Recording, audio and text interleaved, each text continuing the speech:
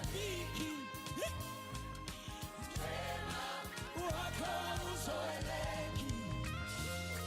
Umefanya hili, umefanya lile, Baba lile. Oh, niseme nini Baba? Siwezi kueleza. Baba nitakushukuru. Hey, niseme nini? Siwezi kueleza. Bali nina Bwana, niseme nini? Siwezi kueleza. bali nina Hey, bali nina Hey, bali nina. Pokea ibada ya, pokea heshima na utukufu. Bali nina, oh, bali nina kushukuru. Oh, Baba nina kushukuru. Oh, Baba nina kushukuru. Oh, Baba nina kushukuru. Oh, Baba nina. Kwa kinywa chako tu mwadhimishe Bwana. Mwambie ninakushukuru kwa matendo yako makuu. Ninakushukuru kwa rehema. Ninakushukuru kwa fadhili zako. Rama soka tababa. Zekatama yandereremosa. Ripokorobosa. Zeketere na mai. Riana mosa taba. Shukuru tu Mungu pamoja nami. Mwambie Baba ninakushukuru. Baba ninakushukuru. Baba ninakushukuru. Sana ya leo maangusha. Umefanya hili, umefanya lile. Umenipa jina. Ropi zaka. Umefanya hili, umefanya lile. Raposie ketana. Rama Korea. Umefanya hili, umefanya lile. Umenipa jina. We Baba. Umefanya hili, umefanya. Rapo sakaba. Seke. Umefanya hili, umefanya lile. Arapo sakaba. Ripasa. Seke. Shana. Umefanya hili, umefanya lile. Come on. Riposia katama ya. Umefanya hili, umefanya lile. Ninatangaza, akupa jina. Umefanya hili na lile Bwana. Rapo seke. Nenda mbele za Bwana mshukuru. Rapa sike shaka ria sheke. El Shaddai, uko na kile minadai. Ulinipenda hata kama misifai. El Shaddai, uko na kile minadai. Ulinipenda hata kama misifai. El Shaddai. He's an awesome God. Amenipa such an awesome song. And I'm never lonely. Amenipa such an awesome love. He is an awesome God. And I wanna tell it to the world. Ili wajue ni wewe. Kama si wewe basi nani? Nasikia landlord ako kwa njia anataka kodi. Ni wewe utaprovide. Na nina ngori moyoni zinanijaza wori. Ila nitakuwa fine. El Shaddai, uko na kile minadai. Ulinipenda hata kama misifai. El Shaddai.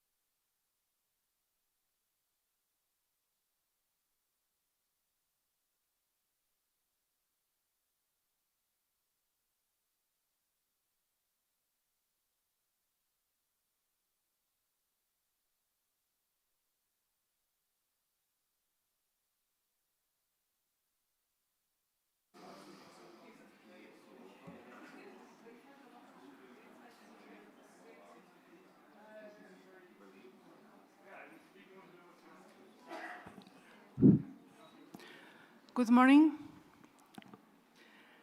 I think we are a few minutes over the time, so I think we need to kick off. Thank you very much for being here. It's busy days. I know that negotiations or discussions are still undergoing, so especially thank you for being here besides that. So, and I want to also welcome our audience online. Very welcome to them as well. I hope that people are joining from Europe and other parts of the world where it's already morning. So it is a real pleasure to welcome you to this UNEA 7 associated event on data for changing planet, transparency as a means of accountability and decision-making in the digital age. My name is Miriam Menostroza, and I will be moderating the session today. So we are meeting at a time when climate, biodiversity, pollution, these trends are increasingly overlapping in the same places and time frames. And this has very concrete implications for how we design policy, how we allocate finance, and how we track results. In this context, data has become essential to climate and environmental action as finance, as technology, and policy itself. What we measure, and especially how well we measure it, shapes what governments prioritize, what investors trust, and what the international community considers credible progress. So under the Paris Agreement, transparency is now a central implementation mechanism, anchored in Article 13, as you know, that established the Enhanced Transparency Framework, or ETF. This is the system through which countries, the Secretariat, the Climate Change Convention Secretariat, on their greenhouse gas inventories, track progress and report of their implementation of the nationally determined contributions, and report on financial, technological, and capacity building support countries provide and receive, and sometimes also what they need in this means of implementation. So at the center of this system, it's the GHG inventories, the greenhouse gas inventories.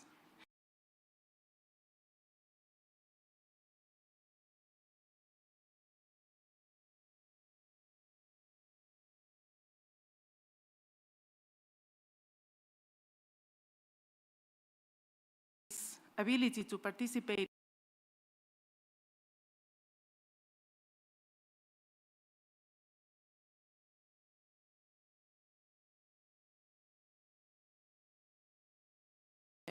policies for reduction.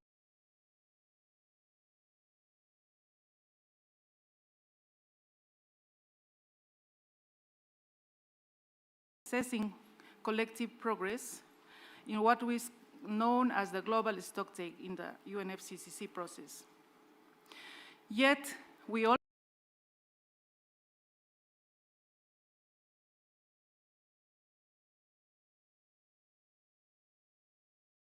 data gaps, inconsistent or outdated methodologies, limited sectoral details, and capacity constraints, especially in many developing countries.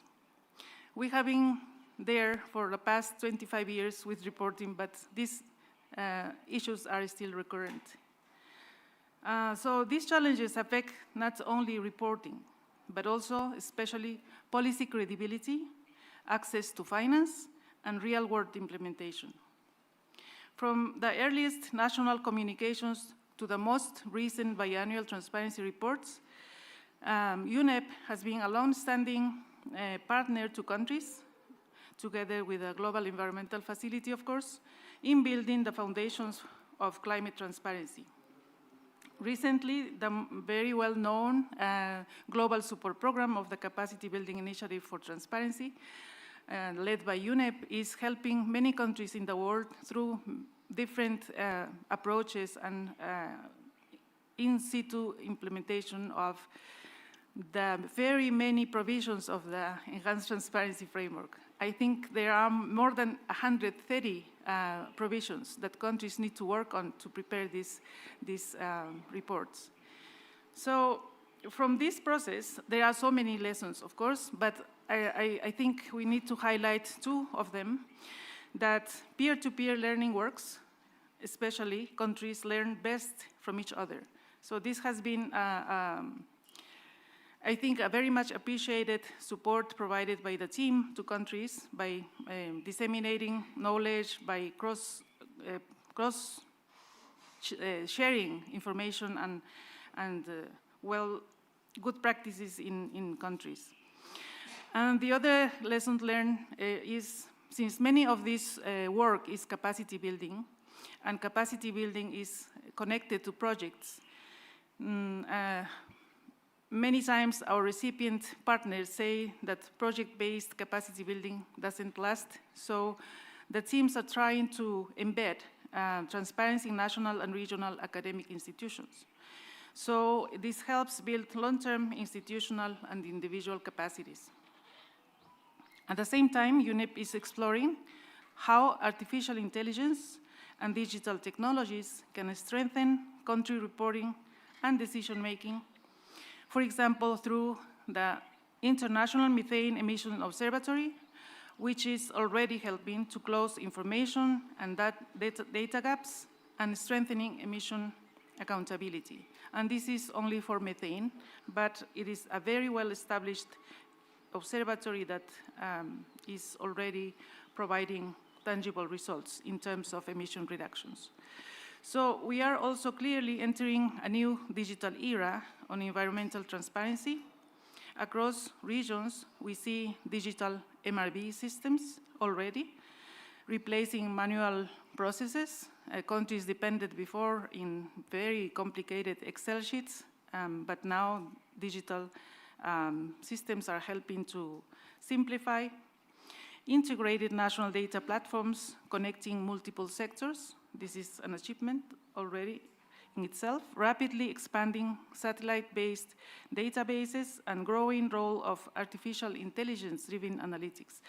So when it comes to data sets, beyond the GAG inventories, there is also emerging third-party measurement initiatives like Climate Trace and EDGAR.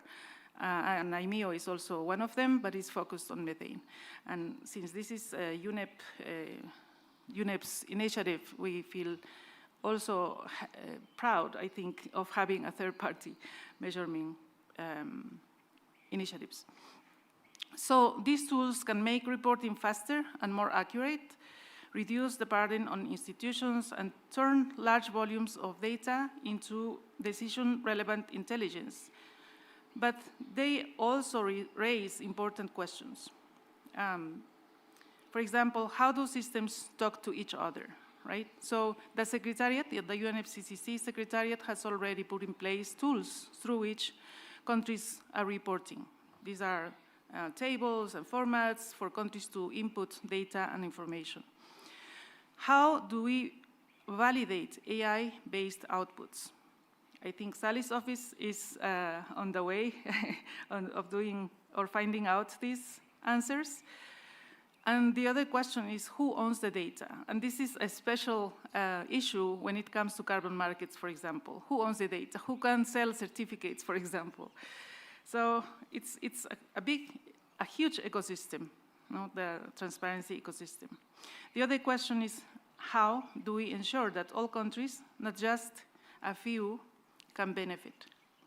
So this digital shift is not just a technical upgrade, it is also an institutional governance transition that must be managed carefully and inclusively. And again, I think this is something for Sally's office to figure, with support from everyone, of course. So in this fast-moving landscape, one point is non-negotiable. I think countries here will agree with me. Continued support to developing countries remains essential. We will have later in the panel a representative from Kenya, my dear colleague Fred, who can say why this is important. Countries are being asked to build more comprehensive transparency systems. Every time there is demand for more accuracy, for more and more and more. So transparency systems that can integrate multiple data sources, apply more sophisticated methodologies, and increasingly use digital and AI-based tools. So all these demands are obviously not only for countries. It's a demand for those colleagues working with methodologies as well, like IPCC and many others that are helping to improve these aspects of transparency. So to do this well, they need holistic national transparency systems, countries, not fragmented reporting arrangements. So far, this world is also very fragmented. Later, we will discuss, for example, how you can work on policy coherence using data. And they need these systems not only to meet international requirements, but also attract investment, strengthen national planning, and unlock the full benefits of ambitious mitigation and adaptation. So, in this sense, transparency becomes a development enabler, not just a compliance exercise. With all this in mind, today's session will explore how digital and AI-enabled systems are transforming national transparency architectures. Hopefully, we will showcase country innovations that connect data directly to policy planning and implementation, examine implications for Article 6 and 13. These two articles still need a lot of work to be done, particularly for environmental and information integrity. And UNEP is again in the front line with this as well. Yesterday there was a huge event on Article 6 where colleagues were discussing information integrity and identify pathways for international cooperation to strengthen capacity, infrastructure, and institutional readiness. So at the core, we want to reinforce one simple message. Transparency is not a burden. It is strategic infrastructure for better policy, stronger accountability, and faster implementation. So with this, now is my time to invite my dear director, our dear director from UNEP's Climate Change Division, Mr. Martin Kraus, to deliver the opening remarks and officially open our session. Martin, the floor is yours.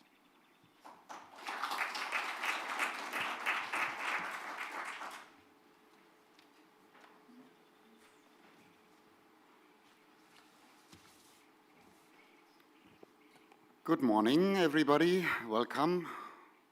Dear colleagues, partners, excellencies, we are talking about transparency in digital solutions this morning here.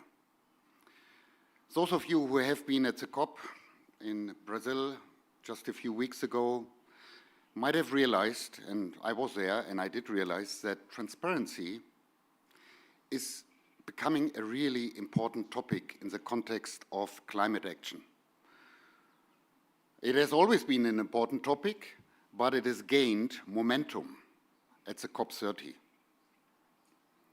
And why is that so? Because I think under the UNFCCC, we have all realized that transparency is a pathway to building trust. Without trust, meaningful climate action will not happen. And that is why I believe transparency will, in the years to come, as a topic, as a term, be lifted up even further. It is important for establishing clear and honest reporting, which turns climate promises that are being made in the context of the Convention, of the Paris Agreement, of the COPs, into real progress that the world can trust. And there is an erosion of that trust that we observe in the multilateral system, in the international context. And you have all seen this, those who have followed, the COP and even there is some spillover of that to the UNEP negotiations which are happening next door. An erosion of trust. You know, if you report on your greenhouse gas emissions, the others are questioning, so where is this data coming from? How reliable, how trustworthy is your data that you are presenting in your reports? So transparency is, in our view, and underpinned by digital solutions, is a way to restoring that trust that is being eroded at the moment. It is also essential for strengthening the case for investment. Why? Because if you cannot trust your data in terms of, you know, where are your greenhouse gas emissions are coming from, how much are you actually reducing, what is needed in terms of private sector capital flowing into a particular sector. If that system is not coherent and trustworthy, then the private sector will not invest in reducing emissions and transforming the energy sector, the transport sector. So it's all linked together. So to prepare the case for investment from the financial sector and the private sector, transparency and trust in the data is essential.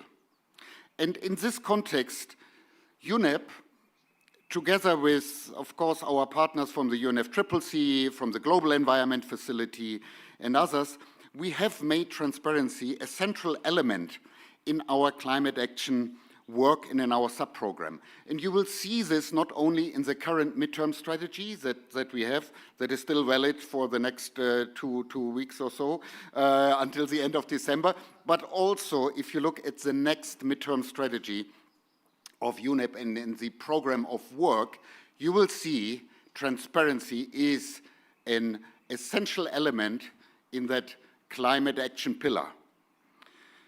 Over 100 countries have submitted by now their biannual transparency reports. It's called the BTRs. The technical expert reviews are being undertaken as we speak.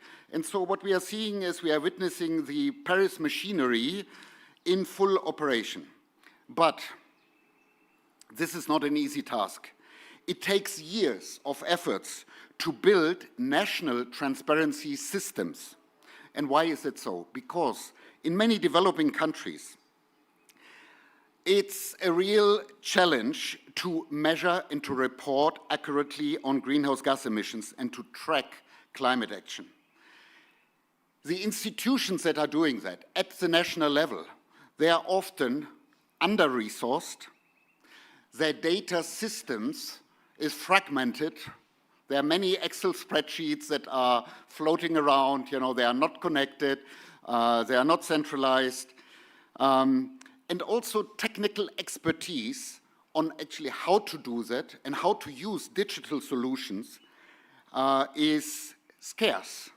So we have a number of significant barriers and obstacles when it comes to make it happen at the national level. UNEP is aware of these inherent challenges that countries are facing in strengthening their national systems to deliver properly on the Paris Agreement reporting commitments. This knowledge is built upon the experience of having supported, so our knowledge, UNEP's knowledge, we have supported by now over 90 developing countries with their climate transparency efforts. And that includes small island development states and LDCs, where those challenges that I have described are most apparent. Now, we are in the midst of an ongoing digital revolution driven by AI, automatization, and advanced connectivity technologies, and this is reshaping our economies, our businesses, and our societies at a global scale. Now, this presents significant opportunities, we believe, in this space of transparency and data that we are talking about here. And it presents opportunities in particular to developing countries on delivering the enhanced transparency framework. Just think about technology leapfrogging, right? To move immediately to a digital, automated, AI-driven data collection and reporting system. And Sally, my colleague here, will tell us how to do this after my little opening speech here. So this is, I think, really an opportunity that we need to see it as an opportunity. And as Miriam has said, transparency and reporting are often to be seen as a burden that is imposed by the international system on developing countries, on LDCs who don't have the infrastructure at the national level. We need to turn that around and look at it as an opportunity. And I hope, Sally, you will tell us how to do this. Of course, you know, moving into the digital space also brings challenges. And those challenges are related to data security, data access, and so on. And we also need to keep that in mind. So in this session here this morning, we will explore how transparency systems supported by digitalization and AI can turn environmental data and climate data into actionable insights for evidence-based policymaking. That sounds good, no? That's a good sentence, right? I need to remember that one. That's a good sentence. So we will try to showcase how countries are innovating to integrate climate and environmental data and to strengthen their reporting obligations under the Article 6 and 13. With that, so I hope then that this session here, we jointly can consider how digital and AI-powered solutions can promote openness, interoperability, and inclusion for informed decisions and public accountability. Thank you very much.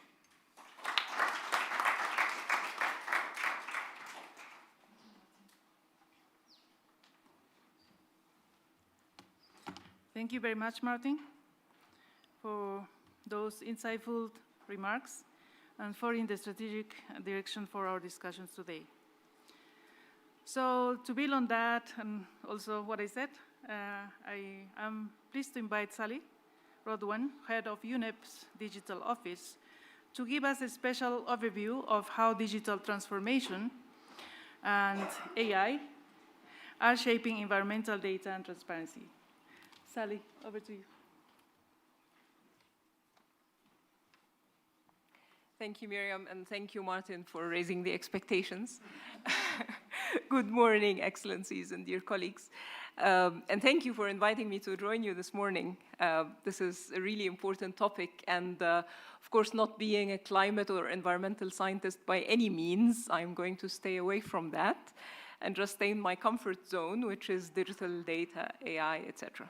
So I'm going to talk about these three things today: data, digital, and AI. And we heard from both Miriam and Martin about the challenges facing data in general, really, but mostly environmental data, because it's so diverse and so huge in quantity. And so something that member states luckily observed a few years ago is that there is a crisis of environmental data. We like to call it a plethora of data and a scarcity of insight. So lots of data being generated, but we're not really sure what to do with it or how to store it or how to make use of it. And this is why member states gave UNEP the mandate 6 years ago, in fact, in UNEA 4, to develop a global environmental data strategy. So at that time, of course, data, AI, digital were very different from where they are today. So we've had to reinvent this thing a couple of times along the way. But the latest incarnation is what we have and what we submitted to UNEA 7. And it touches upon many of the pillars and topics that Martin mentioned. So we went and observed or surveyed the global environmental ecosystem. And we realized that indeed it does have challenges, and we categorized them into 5 pillars. The first is data quality. There is a huge difference in data quality levels within the same environmental domain, so transparency data being an example, but also across domains. And the bigger problem is that there's no one who can tell us what's good quality and what's bad quality data and which data sets can be used for what. There is no authority that is tasked with that for all of the environmental data. But then the problem is, how do you know, if you have a data set, what you can actually do with it? The second problem is interoperability, which Martin also mentioned. Systems do not speak to each other.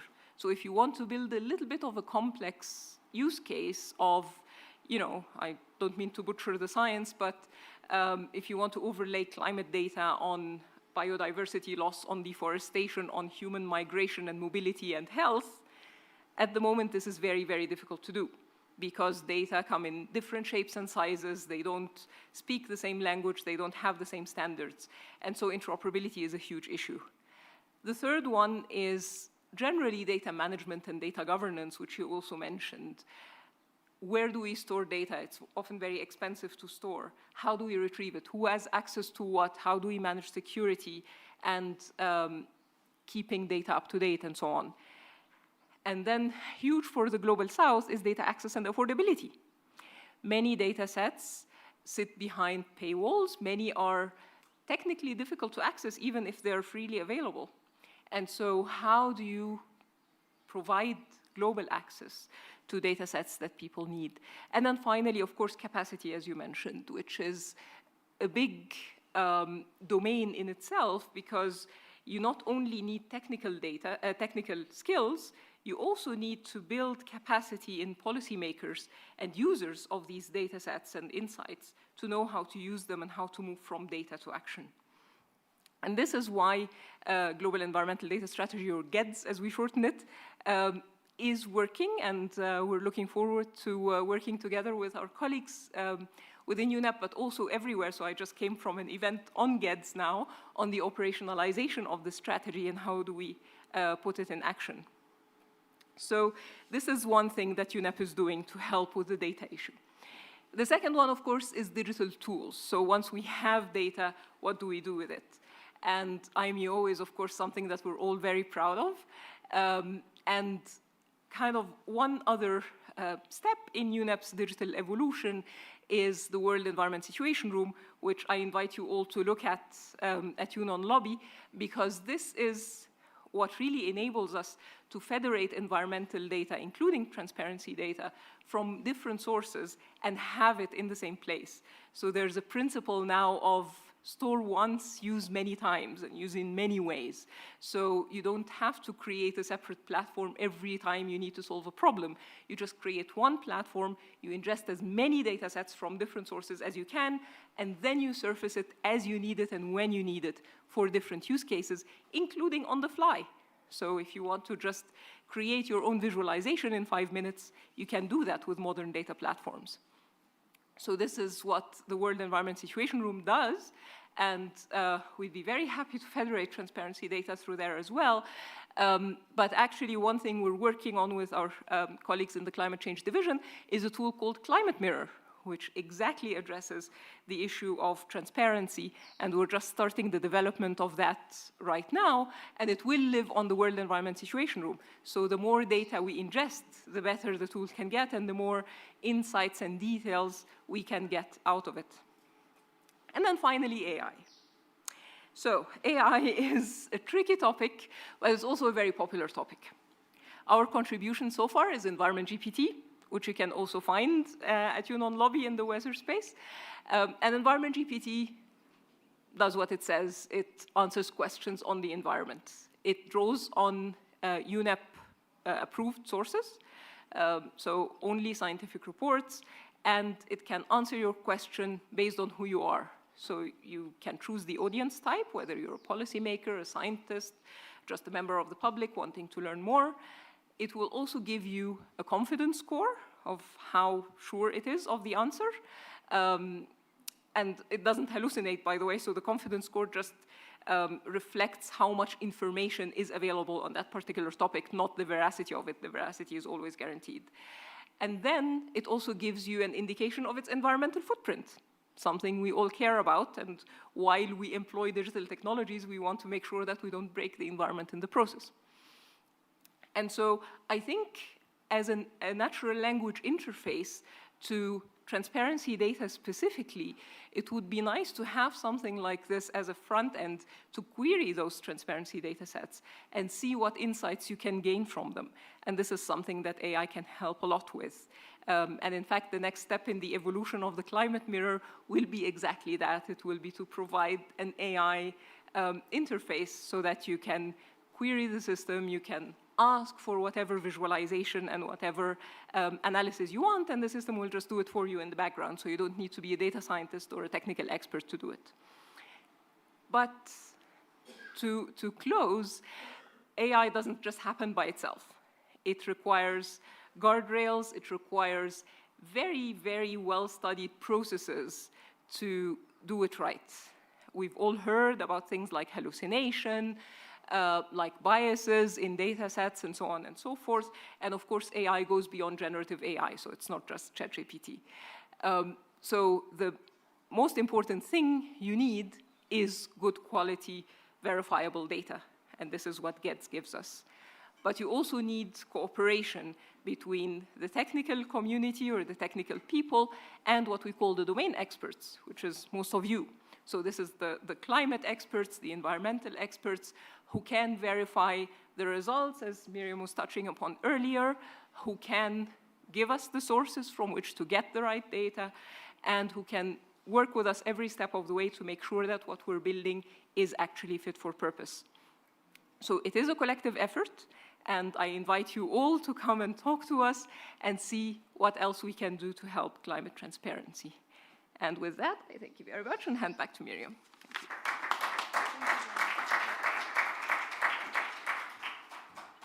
Thank you very much, Sally. That was a good complement to what we already put there for us to think, making connections on this. They are not different worlds. It's just a big world where different components, and we need to find out how these different components connect to each other. And as Sally said, the digital world and the AI possibly will facilitate that. So thank you very much, Sally, for your intervention, and especially for mentioning the climate mirror is my personal contribution to the work of climate of data in UNEP. So I'm mentioning this for you to be curious and wait for Weather to pilot the climate mirror shortly.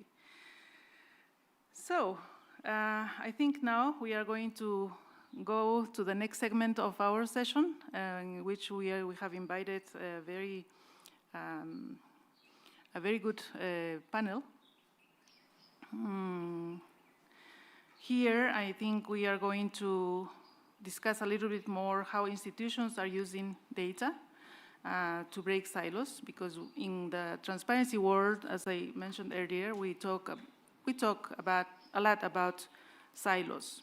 For example, the early warning systems, and my colleague who manages that is here, they collect data, they store data, historical trends, and it's a very good source of information for adaptation measures, for example. But still, this is a silo, and still not speaking together with the GAG inventories for joint, more ambitious adaptation and mitigation, as I said earlier. So for that, we are very fortunate, as I said, to have a distinguished panel representing financing institutions, national leadership, and countries facing real capacity constraints, unfortunately. Here, I'm going to owe the audience, we couldn't make it, our colleague from St. Lucia, who was going to talk about this, she couldn't make it. But anyways, we still have the main panels here. So let's move into our panel discussion. So I'm going to invite Chizuru Aoki, Manager of Conventions and Funds Division of the Global Environmental Facility. Chizuru, please. I'm going to invite as well to the podium Adalberto Maluf. He is the National Secretary of Urban urban environment, water resources, and environmental quality. And Frederick Oma, he is the lead negotiator on transparency from Kenya, and he is also a colleague sitting together with me in something that is mandated organization in the convention, the CGE, the Consultative Group of Experts. So let me start at the global level, where finance, policy integration, and implementation come together. Chis Aoki is the manager, as I said, of Conventions and Funds, Division of the GEF. I don't think she needs presentation or a little bio. I'm going to go directly to the business. So from your perspective, how can data act as a true policy integrator across the Rio Conventions? Rio Conventions are climate, biodiversity, and land degradation. So that national strategies move beyond parallel reporting and fragmented implementation towards a coherent, mutually reinforcing policies. Chizuru, I think there is no microphone, so I think you need to come to the podium. I'm so sorry. That's okay. Okay, thank you so much. Good morning, colleagues. As introduced, my name is Chizuru Aoki. So this is a subject that I've been dealing with for the past, 14, 15 years. And also I was very much part of the conversation as well as the follow-up to the Paris Agreement and the inclusion of the transparency Chapter 13, to Article 13. And you are probably all aware that the GF has been supporting countries to prepare originally their national communications and what became BURs, Biennial Update. I'm just gonna sit there and speak. It's more of a dialogue if you sit. Thanks. So we've been supporting the BURs, and in the post-Paris regime, it's moved on to the BTR's Minimum Transparency Report. And at the same time, we were talking about fragmentation, right, and how to go from there. Each and every convention has its own reporting requirements. In a way, it's looking back to see how has my country done in terms of the emissions, as well as in the biodiversity arena, it has its own, and land degradation, it has its own, and I have to say it's the same for the chemicals conventions, right? So that's, in a way, different ways of looking at how you characterize what's happened in your own countries, as well as emission sources and reductions or increases and so on and so forth. It's the same for adaptation. Then you have a different silo of how you go about making the plans, right? So here in the climate arena, we talk about the NDCs. We also have the NAPs, right? And if you go to biodiversity, you got your MBSAPs, and if you go to your land degradation, you have your own national reports, so on and so forth. It's the same, right? So first and foremost, there is a divide on looking at characterizing what's happened, and then the planning process within each and every convention on how to go from the current state to the future you want within your own countries. So it's a pretty, I have to say, a challenging landscape, right? So how can data, digitalization, all kinds of other tools can help the countries? First and foremost, I think it can serve to have a common platform, and this is something that Sally talked about, interoperability of the data. And I do have to say, though, that the support at this point, as well as the mandating requirements placed upon the financial mechanism, is literally piece by piece. So there is still work to be done within the multilateral schemes, as well as within the MEAs, to have a little bit more of room to enable the requirements, as well as what is expected of the countries to be able to be done in a more integrated way, right? And we talk a lot about integrated projects and programming. So at the end of the day, discrete investments on the ground to do activities, there's already integration going on. And countries are taking advantage of integrated programs as well as more of a multi-trust fund, focal area initiatives. But when you look at the foundations, like the reporting, the planning, how to go there, the policy environment, I think it's fair to say we're not quite there yet. And it's not for the lack of will or interest to move in that direction from our side. I think it's more to do with making sure countries do have the assurances that what they produce at the end of the day would meet the requirements set forth by the convention. And these requirements are different from the convention to the convention. So I think we actually need to have a little bit more serious conversations among the MEAs on what exactly are we requesting the countries to produce, backcasting, but what exactly are we going to do to come up with plans that would use, you know, in a way, common set of data as well as common sets of outlooks that could be utilized to fulfill the obligations as well as, maybe I shouldn't say obligations, I take that back, targets as well as planning that could be implemented in the individual countries. So I think that work needs to be still done. We are eager to move in that direction. And I think there are still good examples emerging. You know, for instance, Panama decided to use the CBIT support to build this network or platform to enable them to transform data that were coming out of the transparency reporting for policy making. So there are good examples emerging with the JEF support at the country level to move in that direction, but we still need to see more. So I'll stop right there on the first.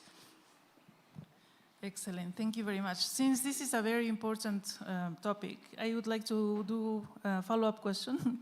Sorry, Adalberto, to make you wait. And this is precisely, yes, for cheese, yes. And this is precisely on what you already said, but a little bit more, let's say, reflection about what shifts in data systems or governance are most urgently needed to make that integration possible. You already said, but for example, the dialogue between the different MEAs, but for example, how do you see the role of regulation to make it enforceable or enforced? I think in a way, is this on? Can you hear me? Okay, so the countries, each and every country has to have its own ability as well as its own mechanism to enable that coordination as well as what we call policy coherence happen. And from the JEF, as I mentioned, from the projects and programming support point of view, we have really emphasized integration as well as policy coherence. So countries can come to us and have that support. But how you build that mechanism up from the Ministry of Environment, but also within the Ministry or Department of Environment that might be dealing with climate change, to land degradation, biodiversity, as to then other departments and ministries that are dealing with the actual infrastructure development, the data management, to the infrastructure and other means, how you develop that internal coordination as well as mechanism for information as well as more integrated policy making to be done, it's in the hands of countries to decide. We have pretty good data cases from across the world, but ultimately how that will be manifested and how that will be managed from the governance perspective, it is in the hands of the countries to decide, because I don't think there is one model that would say this happened and it worked in Panama, it's gonna work in Brazil. Brazil also has a very good coordination system. So I think in a way that's a country-driven process to decide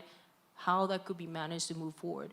But I do think some of the key building blocks from the perspective of MEA implementation, they're the same across the various countries. How you go about manifesting that, what institutions need to be engaged, what will be the policy frameworks, I think those are quite different across the countries. Thank you very much.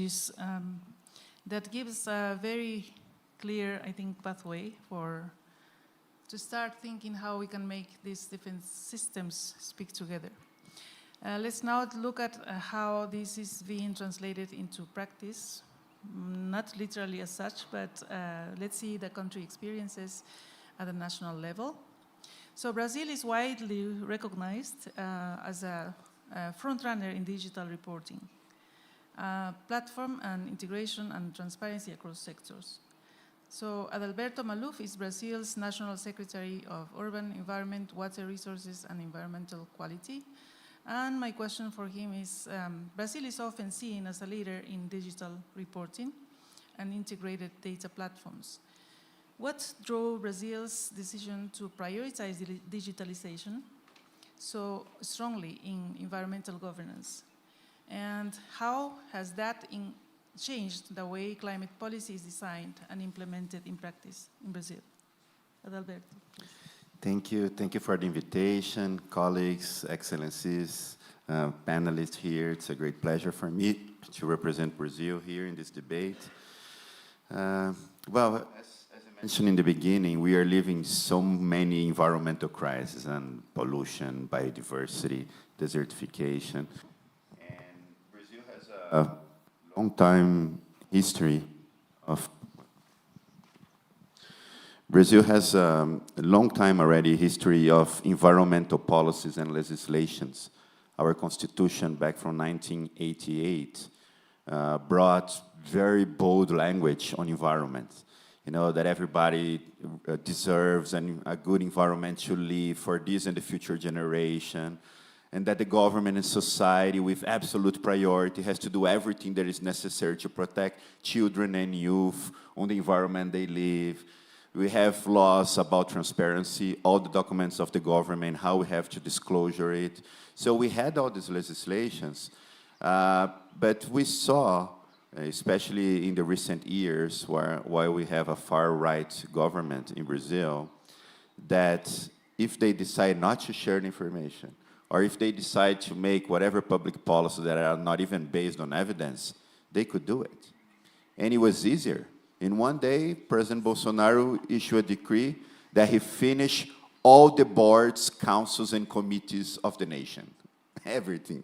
Everything that was not created by law, they extincted. So you didn't even have this governance structure and this transparency places where the data will be shown. So I think for us, when we came back, the first thing that we understood was that we're living also an information crisis.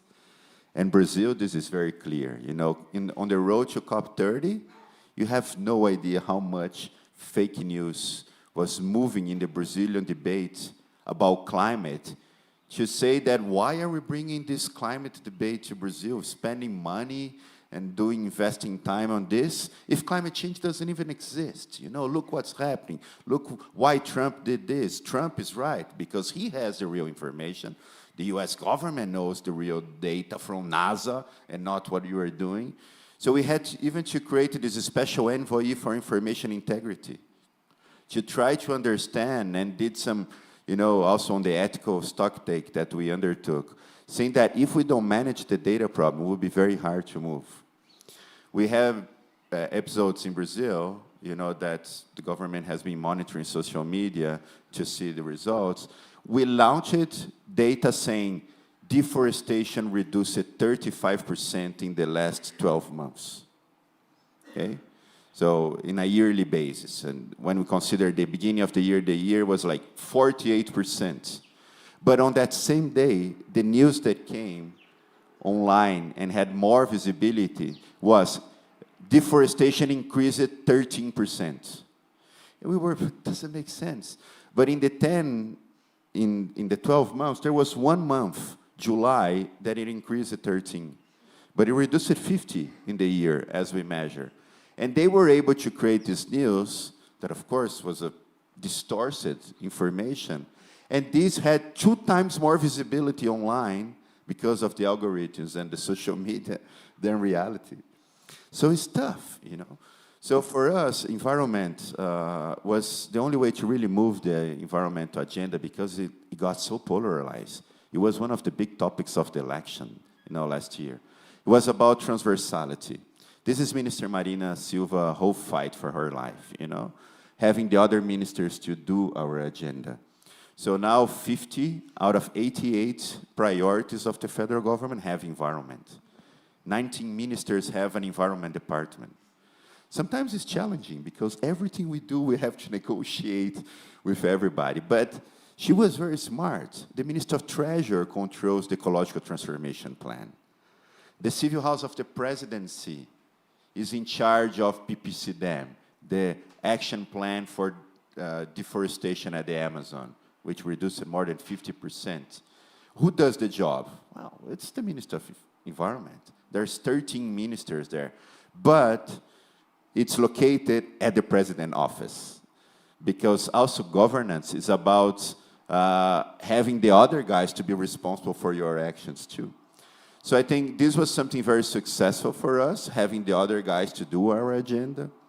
For example, circular economy, we launched the National Circular Economy Plan. It was something that us, as Minister of Environment, we have always done.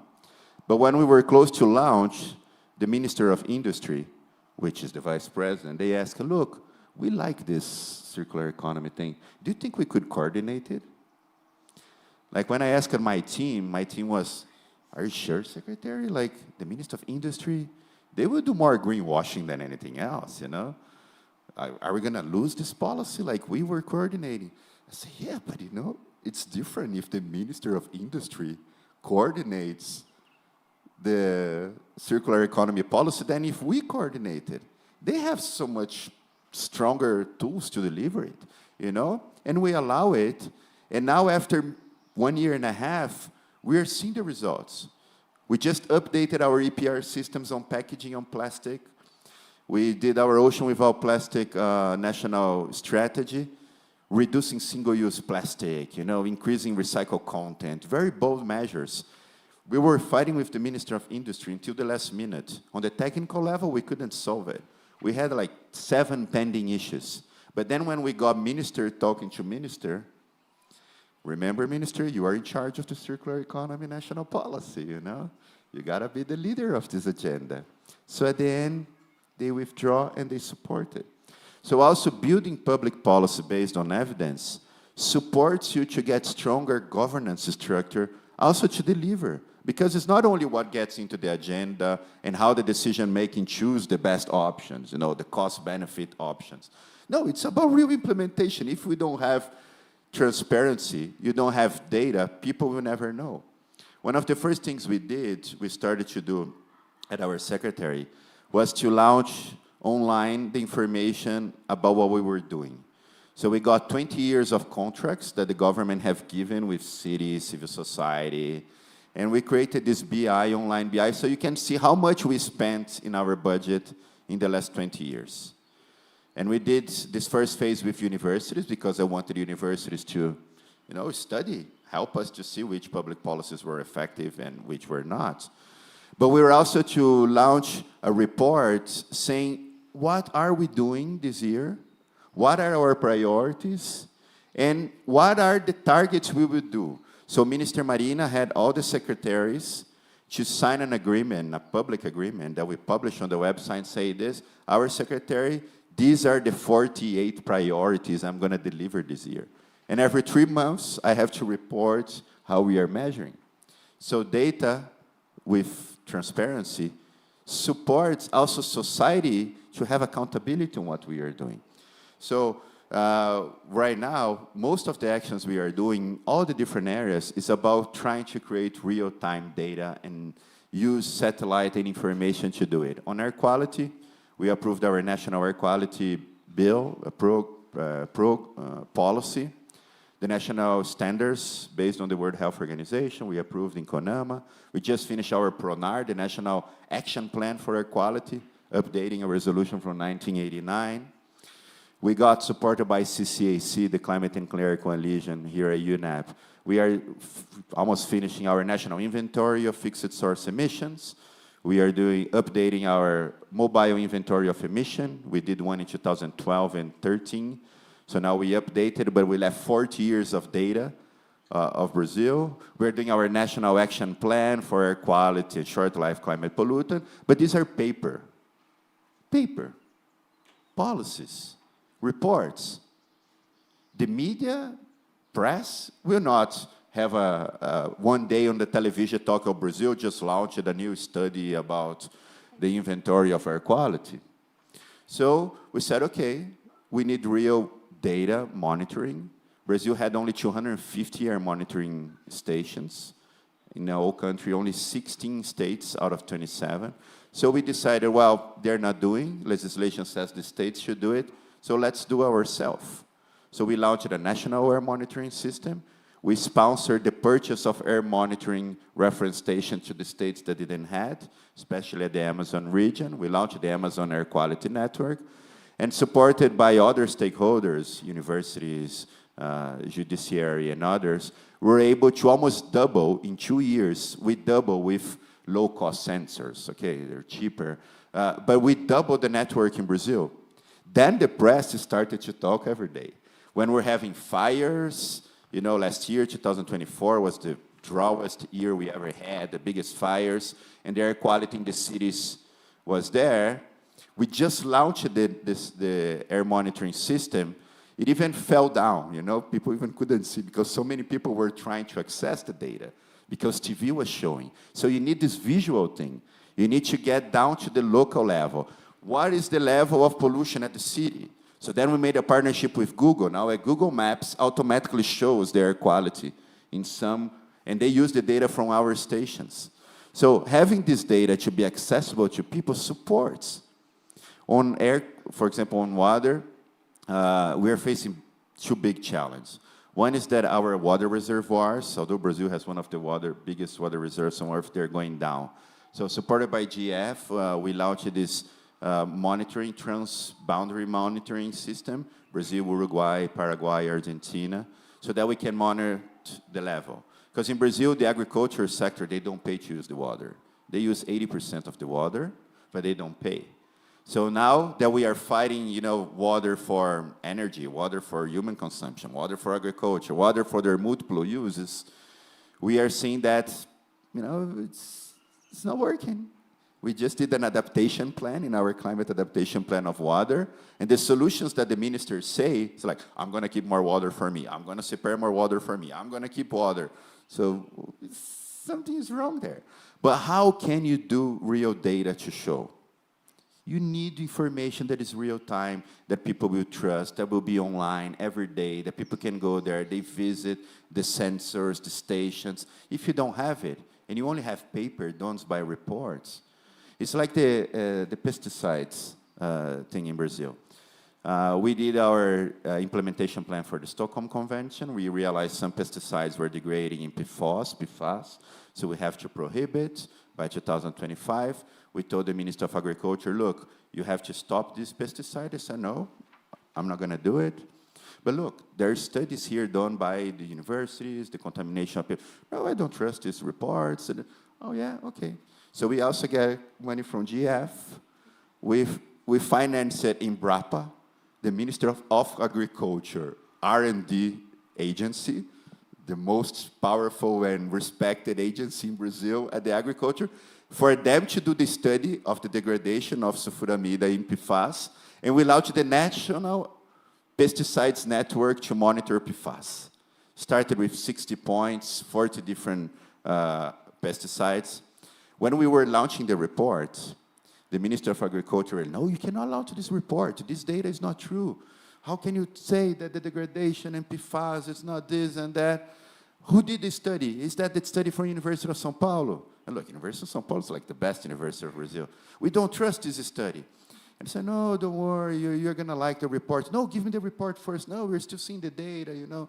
Then on the day we launched it, just like 20 minutes before, they were asking me, man, you got to show me the data. You know, you can't watch this report. Okay, this report was done by Embrapa, your agency of innovation and research. And this data had collecting this information. This information here is available for you. He couldn't even question anymore. Because how would he question the data from his own government agency? So having data and transparency really helps also to move the implementation of some of these policies. Because a lot of times, people are not aware of the real numbers. In Brazil, if you have the right to use water, you are an industry or a sewage company or a, you get water, you use the water, you have to throw the water and you have to measure the pollution, the quality of this water.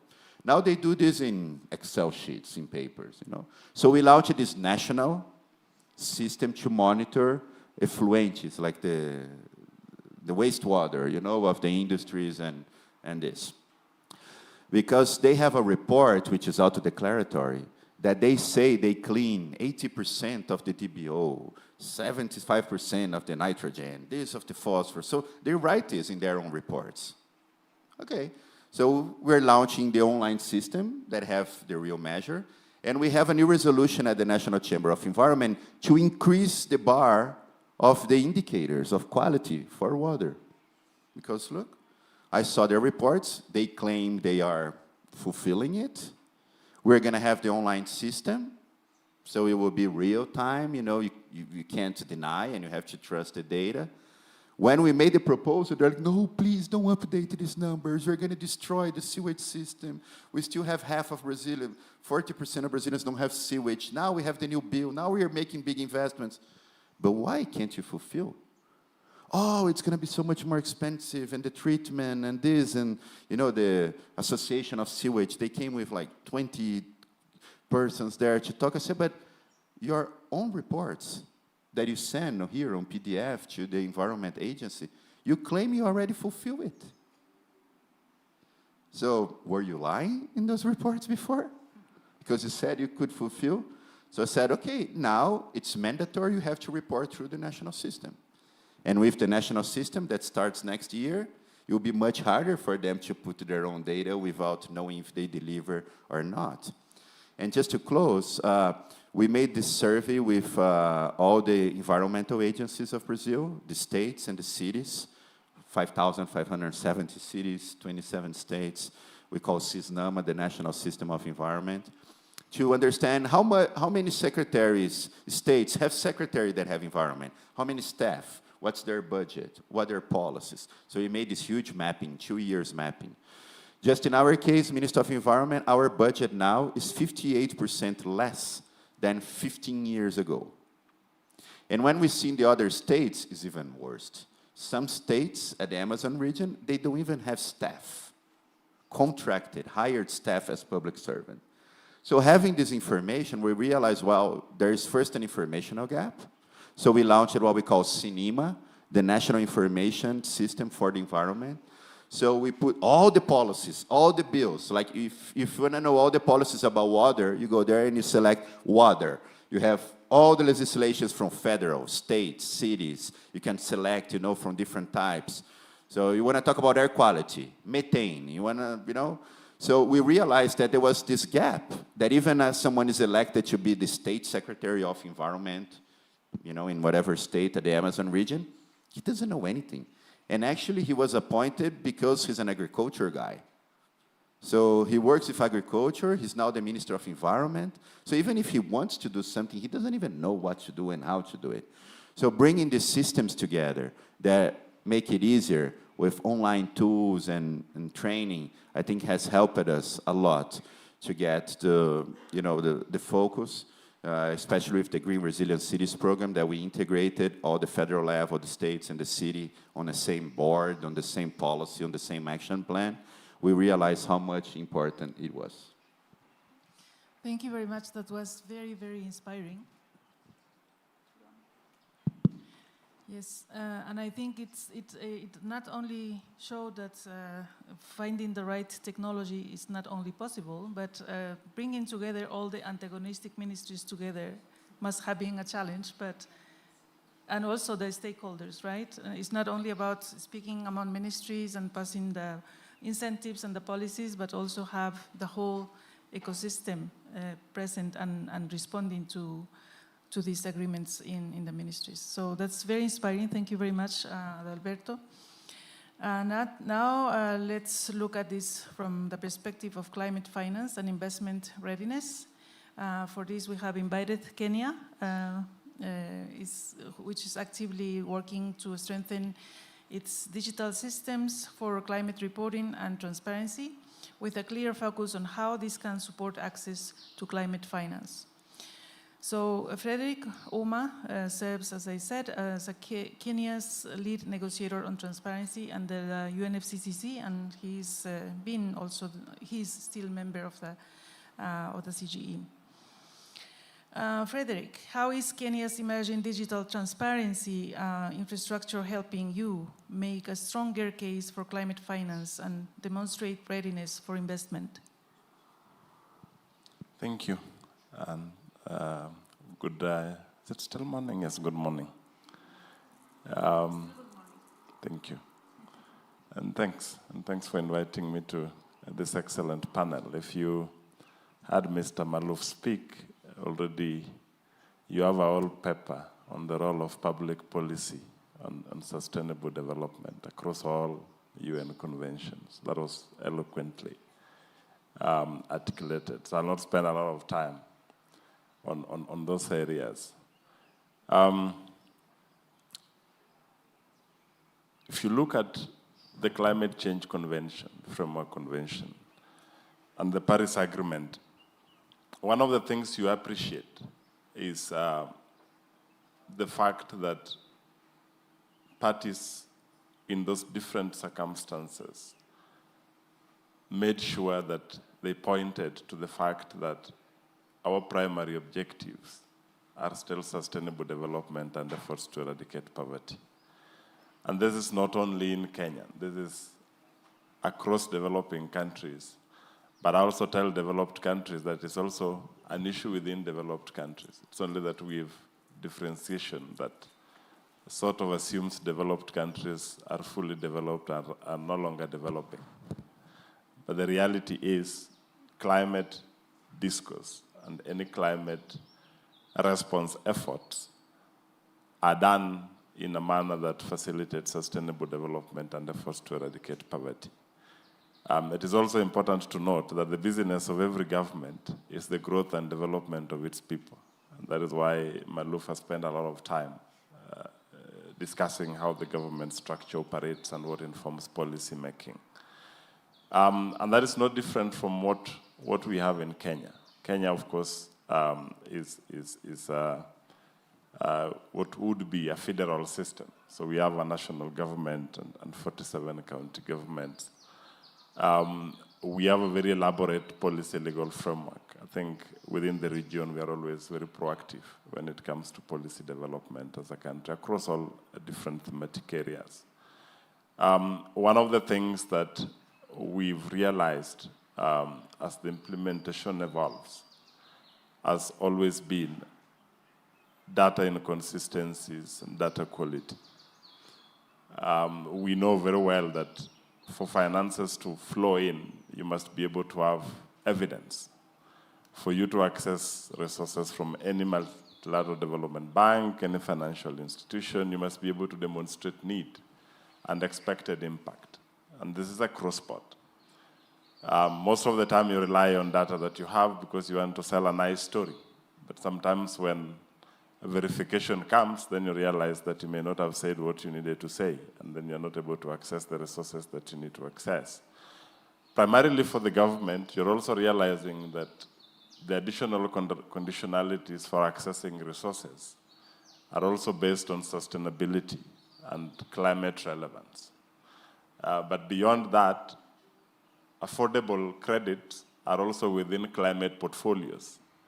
And in a country like Kenya, any development project you do, any climate project you do can still be a development project. So if you're going to green a road or add cycling lanes or walkways and you say you're climate proofing that road, that is still a development project in one way or another.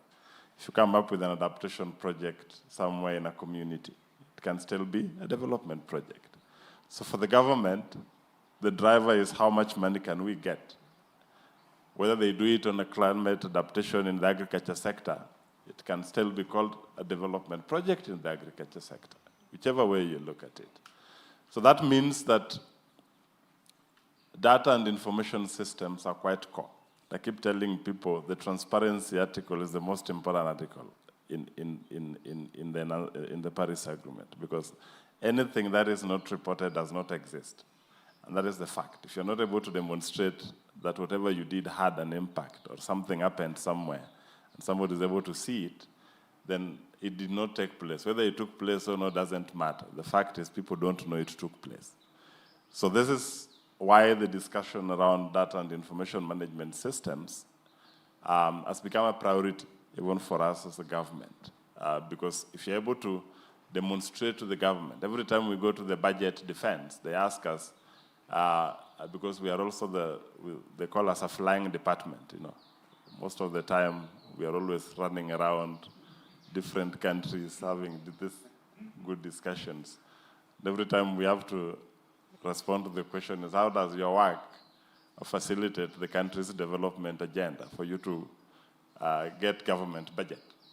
It's not always an easy discussion to have, especially if you don't have a proper MRV system and a data information management system that is able to tell the government, look here, this is what we are doing, and this is how we are building resilience in the process. This is what we are doing, and this is how we are able to capture information that is relevant to facilitate decision-making at the national level. So the data and information management system is very core. Most importantly is the quality of data that system gives you. The biggest problem that we've had is getting data from the local level up to the national level. I mean, you're dealing with 47 county governments. For you to travel from Mandera to Nairobi, you need 2 days to be in Nairobi. For you to train somebody in Mandera to give you the activity data you need from Mandera to Nairobi, it's a very complex issue. So we are thinking through a system that would be able to have that integrated aspect in it, where each and every government official in each and every county government agency is able to input activity data in a manner that first facilitates reporting under the enhanced transparency framework for climate purposes, but also demonstrate whether we are even getting resources to implement policies and measures that we said we would do. Because in the nationally determined contribution, which is the bottom-up target setting that we decided on under the Paris Agreement, it is clear that you need to be tracking progressively how much money you are getting. For example, Kenya said we need 62 billion USD over 10 period from January 2021 to 31st December 2030. So as I compile the biannual transparency report, I need to be able to demonstrate to the government that of what we said we would need, this is how much we've received over the past 2 years. For me to have that information and for me to have that data, I must have a very elaborate data and information management system. When we were compiling our last biannual transparency report, I took colleagues from the National Treasury, the financial management system colleagues, people who actually have the data on what resources flow into the country. And it was very difficult to pick out what is climate specific from that system and what is climate relevant. One of the reform issues that the IMF pushed us to do was to develop guidelines for climate coding and tracking, so that when money leaves the National Treasury to a ministry, you already know what is climate specific and what is climate related, which then helps you track the unconditional component of the UNDC, but also gives you an idea of the resource flows into the country, including from banks and development partners and bilateral partners. While that is yet to mature, it is becoming very complex to know how much money is actually flowing into the country. Bilaterals are even more complex because unless it is on budget, you cannot know about it. You have Japan investing in my home county, Homa Bay, and doing some work there that nobody may know about. So you need to talk to whoever is implementing it and saying, okay, fine, as this money is coming, it's climate adaptation, but who has that data? So it becomes very complex to be able to track and get in actual information on how this is flowing. On the emission side, one of the issues that we are also trying to deal with, and this is what I see as an opportunity for artificial intelligence. We have a nomadic pastoralist on the northern eastern part of this country. So when there is drought on this side, they cross over to Ethiopia for example, to go and herd their cattle. The cows can be there for 6-7 months. When the livestock ministry takes account of the total number of livestock within the country, they capture that. So if I'm using Tier 1 methodology to do emission estimations for the livestock sector, I'm still accounting for livestock that are possible in Ethiopia for 6, 8, 9 months. So you need to be able to have ways of accounting for what you have within the country. And this is where I see this new digital technologies coming. We are also a developing country with a porous border system. So you're looking at your biomass data. You're developing baselines. For example, you're doing a carbon project development. Most of our charcoal come through, for example, Uganda. But then it is not recorded at the border that this is charcoal from Uganda, for example. So you're doing a baseline that assumes a lot of trees are being cut and the charcoal is being burnt, and you're providing a solutions and you're accessing carbon finance. But then your baseline cannot meet the methodological test because of those dynamics that you cannot easily pick within the system that you have. So this is why it's very important and it's very critical for us to have this discussion. And this is actually the best time to start having discussions on the role of artificial intelligence. One of the challenges I see with AI is if I give instructions to 3-4 AI tools, they give me a different set of information. So if you tell this AI tool to give you information on this, and you use the same question across 4 AI tools, they will technically give you a different set of information because how they harvest that information is also different. And that also points to some challenges that we need to start dealing with. But then I see a lot of opportunities when it comes to data validation. AI tools can easily look at your data and help you do actual validation of data, picking the different assumptions that are made, the underlying issues and underlying assumptions behind the methodologies and the data that you're using. So that is where we are, and of course, we are lucky UNEP is in Kenya, UN is in Kenya. Definitely, we will, as we start developing the integrated data information management system, next year, we'll definitely, of course, work closely and see how the systems that have been developed by UNEP and different material guidelines can help us come up with something that is fit for purpose and something that can get us information real time to be able to inform government policy making, inform resource mobilization at the National Treasury, which is key for the government because we're struggling with our budget, but also inform our development partners on what areas where we still need support as we implement our nationally determined contribution between now up to 2030. I'll stop there for now. Thanks. Thank you very much, Frederick, also for highlighting the experience in Kenya. Kenya has been, for the past years, also an example country for having set a very consistent MRB framework. But as usual, this remains in theory. And I hope that now that there are more demands coming also from financiers and the investment side, countries are taking this at the levels where governments are also allocating budget for making or implementing these MRB systems. And MRB systems is just a predecessor of what we call transparency. So I think the MRB system is an architecture for transparency. But still, in terminology, in the climate negotiations, MRB systems was born in the convention segment, and the transparency is more related to the Paris Agreement. Just a little clarification in case of need. So I think we have time for some questions from the audience. So please, if you have questions for our panelists, we already have one hand there, another there, another there. Can someone help me with the microphone, please?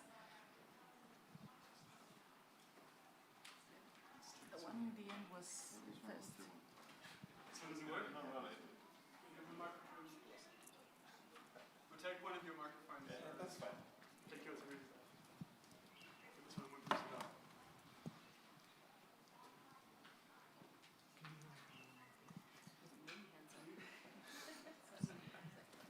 Where are those hands? Should we take a few together, Miriam? We'll take a couple together. Yes. So there was the gentleman in the back first, and then the lady. Go ahead.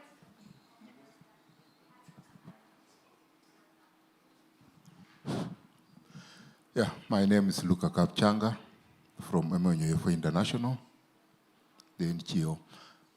My question goes to the last speaker, because I come from Kenya, and the way he was explaining, I've not understood him well. Now, does it mean that Kenya does not have a tracking system for climate financing in place? Can he make it clear? And if Kenya does not have a tracking system, why should the Ministry of Finance have a strategy for mobilization of finance when they don't know normally the financing they have been getting, they don't know where it is always going? Because we have a challenge, the way he's saying, Kenya has a tendency of having very good reports to their donors, but on the ground, you won't see anything. Sorry, I shouldn't explain better, but the speaker, just know that, for example, FLOCA, the ministry has very good reports you look at. On the ground, typically, the first phase has gone, there is nothing on the ground. Yet, you go 2 years, the adaptation you are talking about, the problems remain the same. Why should you be getting financing which does not have any impact to the people on the ground? Thanks.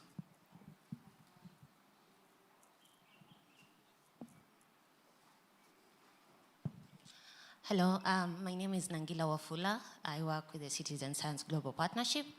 My question is to Mr. Malouf. I've seen that Brazil has established a citizen science network, and how have you been able to integrate that data into the national statistics? Because one of the challenges we are facing with citizen science data is that they keep saying it's not the right data, it's not correct, it's been done by citizens, so it's not accurate. And I've seen you've raised the same issue there, but I feel like, especially for the Global South, citizen science data closes gaps, especially when it comes to environmental monitoring. And could you answer this in regards to air quality monitoring? Thank you. There was another meeting in the back, or? And then take it over. All right. Thank you very much for this insightful discussion. My name is Nada. I'm Egyptian and a climate justice activist. I also have a question for the Brazilian representative. We've talked a lot about availability of data, but I also wanted to talk a bit more, or ask rather, about the ways of the data distribution, because a lot of the times with the abundance of data, there becomes another element of difficulties for the citizens to be able to understand them. So how are you working on making the data a bit more accessible? Maybe a complementary question, we've been talking about 2 levels of distrust or trust deficit within the government as well as between the government and the citizens. Maybe I'll address the latter and ask you, do you believe that efforts to increase or to develop more reporting is reducing this trust deficit between the government and the citizens, or there needs to be more efforts in order for the citizens to have more trust in the figures that are delivered by the government? Thank you very much. And a final one here.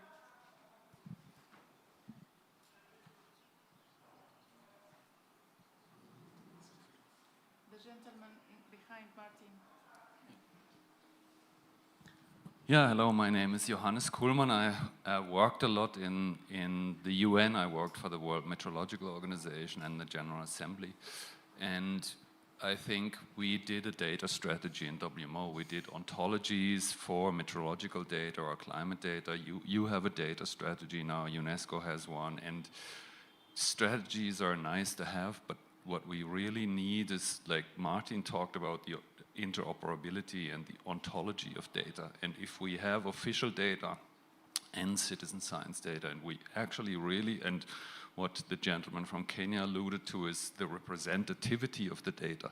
So if we want to really make use of an information that is more robust. We need something like I should probably call it a global environmental data norm or something, where ontologies are related and representativity is described. Otherwise, we will always, I don't know, it's like if you say, oh, my fruit is so sugary, and I say, oh, my fruit is so sugary, we both talk about sugar, but maybe your fruit is an apple and my fruit is a pear, so we compare different things.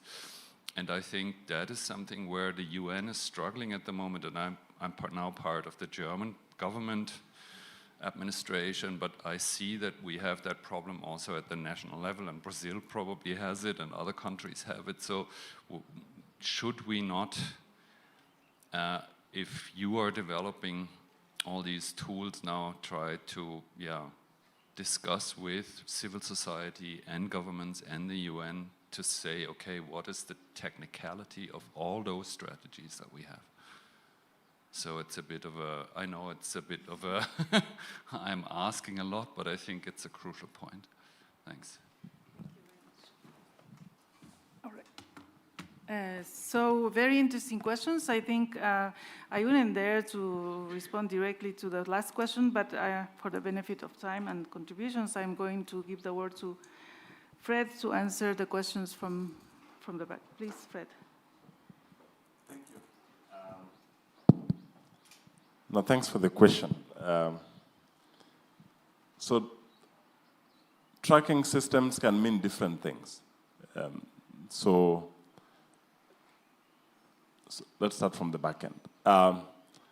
We have different channels for flow of climate financing. Let's use that. So you have climate financing coming from bilateral development banks, you have climate financing coming from bilateral channels, you have climate financing being allocated deliberately by government. And then you also have philanthropies and all this, including private sector. When you do policy development, so when you do a nationally determined contribution like the one that we did, you cost the measures that you clamp on your target. So you say, I'm going to do 1, 2, 3, 4, 5, 6 to achieve this. So for example, Kenya says we are going to reduce emissions by 32% up to 2030. And then we are going to be a climate resilient country. So for a developing country, the two go hand in hand. So if you're going to invest in the Ministry of Energy or in electricity generation to make your grid green, that process of greening your grid should not make you more energy poor. So it should go line in line, because then you're increasing vulnerability for local communities. So it has to go hand in hand. So that's why for us we have to report, when you're reporting mitigation, you also have to report adaptation, so that you're able to track that your efforts to reduce emissions are not affecting your development pathway as a country, because you're still trying to grow as a country and eradicate poverty. Now, I'm in charge of reporting for the country in the ministry. So I can get the information I need generally for major projects, which are clearly climate projects, including the one you've just highlighted, the financing local-led climate action project. But for the IFMIS, the government financial management system, to be able to track actual government budget allocation that is invested on climate-specific projects and programs, the system itself must be remodeled to create an 8th code system that will, once you take money to the Ministry of Agriculture, you separate this is for climate and this is for development. That is a very resource-intensive thing. So you have to do guidelines, and then you have to do a whole infrastructure remodeling of the financial management system that the country uses to be able to track the allocation and the expenditure using the government information system. So that is the one we are working on, because while we need 62 billion, we say that 13% of that would be from the national budget. I cannot track that easily if I can't get that information from the financial management system. So that is what has not been done. But in terms of general tracking, I can pick up projects that are climate related. But then there's also an element of coordination.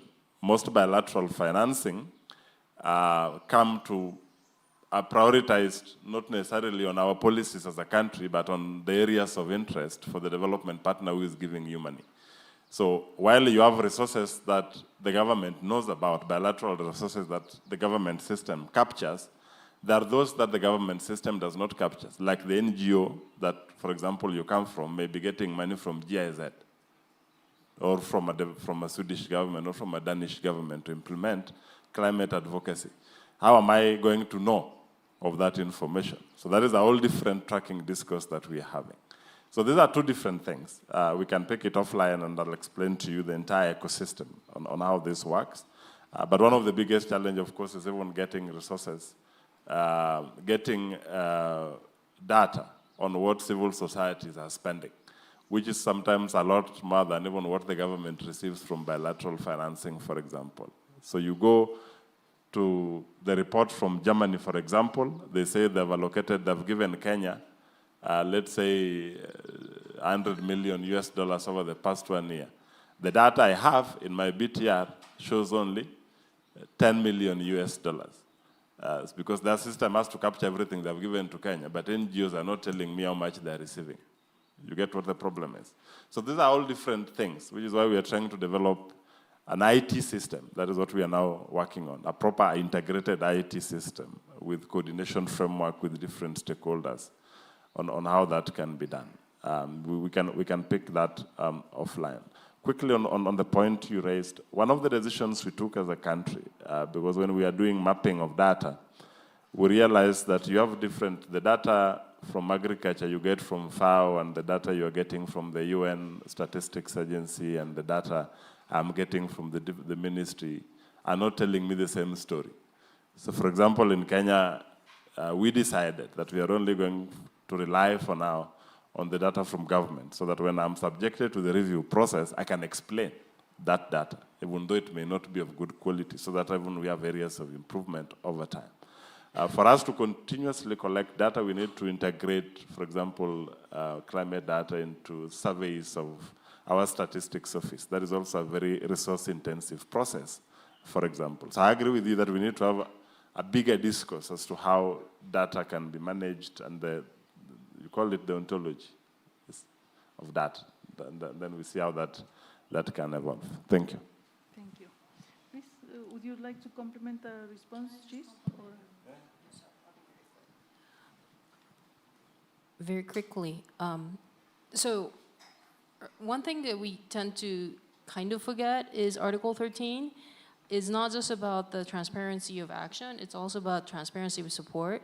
So Paris Agreement actually did make some provision to ensure that we can track the support that's been coming in at the country level on these things. But what you're pointing out is absolutely correct, in a sense that do we have the maturity of the system as well as assurances that everything from the bilaterals to multilaterals to other means, do we have the mechanism to ensure that all countries can track them and we can look at them in a way that could be compared to have a good analysis? I would argue, I think the first report just got submitted, we're still getting started on that. But one more point that I want to make is, even with that, I would argue, we talked earlier about can we do this across the Rio Conventions to do more integrated. And the transparency mechanism of Paris for the climate regime is, I think it's much more pronounced than if you look at CBD and other conventions. So that is another issue, I think, in terms of having much better transparency across the Rio Conventions and other conventions. It's also an issue that we really need to be looking at more seriously. This isn't just about the climate. And if you want to have that level of integrated policy making as well as tracking, there needs to be similar types of provisions as well as understanding among the different conventions as well as those who are following them. Just to very quickly, it's not a response, to address the point you raised. Of course, this is at different layers and levels. What we're trying to do, as we're part of the financial mechanism, and we do work with our sister funds in the climate regime. There is good collaboration going on. And so we have tried to do much better coordination among the funds, the GCF, the Adaptation Fund, Least Developed Countries Fund, the GEF, the Special Climate Change Fund, as well as the SIVs, so that we can at least have numbers reported back at the meta level across the funds. Now we're getting started to the point of having conversations on what indicators, as well as, I guess, ultimately methodologies could be put into place. So we're just literally getting started on that conversation. And why this is important at the end of the day, each and every project that the different funds would support within the countries will then have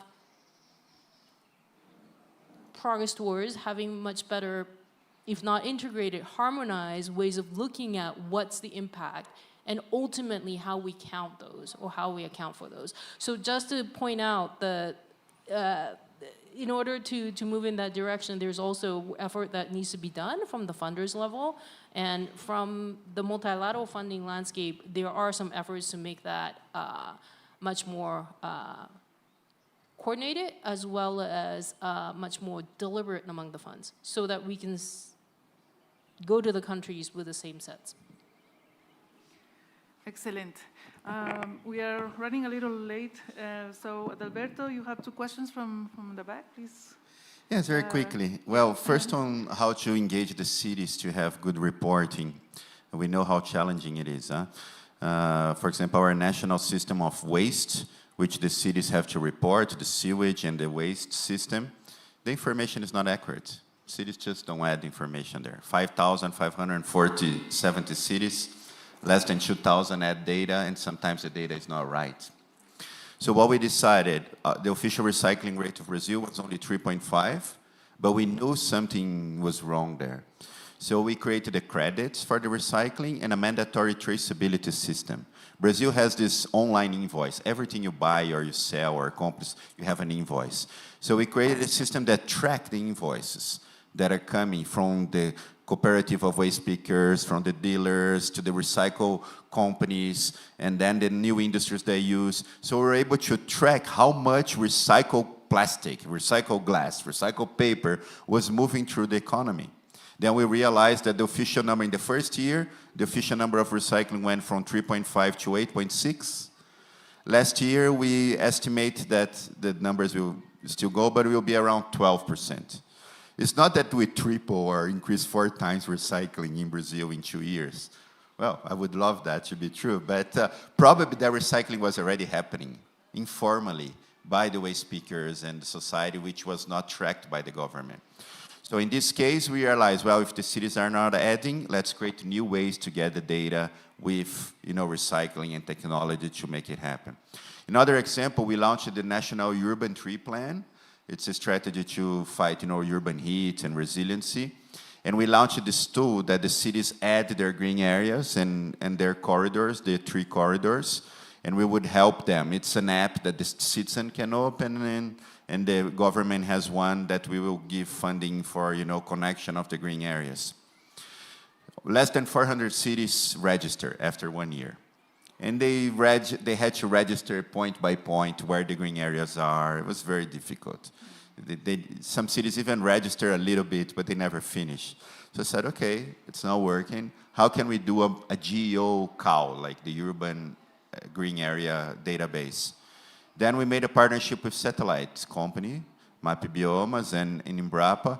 Now, automatically, we get from the satellites all the city's green areas, and the mayor and the city just have to validate. He has to enter there. Yes, this is a park. Yes, this is tree by the road. Yes, this is it. No, this is not. So we facilitate their life using technology. Then it was easier. Well, it has been easier now for the cities to engage because, remember, they don't have staff. We don't have staff at the national. Imagine, and this is a priority for the government, so we have to do so much with. I have less than 90 persons at my secretariat, and we take care of a lot of stuff. But some states, they don't have even 1 or 2 staff. Some cities don't have 1 staff to deal with environment. So it's challenging. And the second question, I think, was more about data publicity to citizens and how we do it. So that's why we decided also to, all the information we had, we would make it mandatory to be disclosure by the stakeholders and national systems. For example, the EPR system, we call reverse logistic. It's mandatory in Brazil, corporations need to do, but they just didn't. Their report was very difficult to read, you know, we didn't have information. So we made a lot of ministerial decrees, like this is how the report should be. These are how the entities can be homologated. We homologated 14 entities. This is how you do the traceability of the system.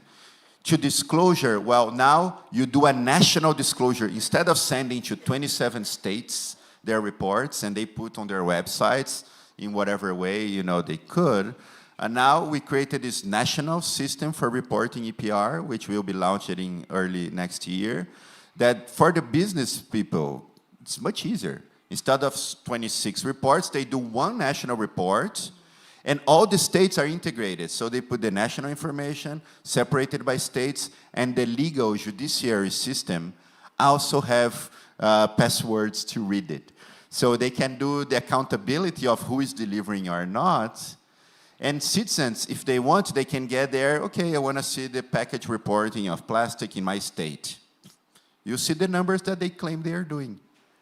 Then, if you don't trust, you can, you know, it will be easier to challenge them. So I think having real data that doesn't need people to be feeding the system, so that automatically can take from somewhere else, and disclosure is the way we are moving, and for us, it's the only way that we have been able to scale up the solutions. Thank you very much. It's been a very fantastic panel. Do we allow one more question? Do you have time? Yes. Maybe we can follow up bilaterally. My apologies for that. I would have allowed, but time is short. And well, we've come to the end. Clearly, transparency is fast becoming connective tissue between ambition and action. I think it's been clear from our panelists. Let me sincerely thank our speakers and panelists, our partners, our colleagues, and all the team also behind organizing this event. It's been really successful. Thank you very much for staying here all this time. And now I think I call the session closed so we can continue with our discussions. And I wish that anything you came to do here is successful. From my side, thank you very much. And I think there is still fruit for discussions, and perhaps you will have the opportunity to cross path with those speakers and have your questions non-answered answered. Thank you so much.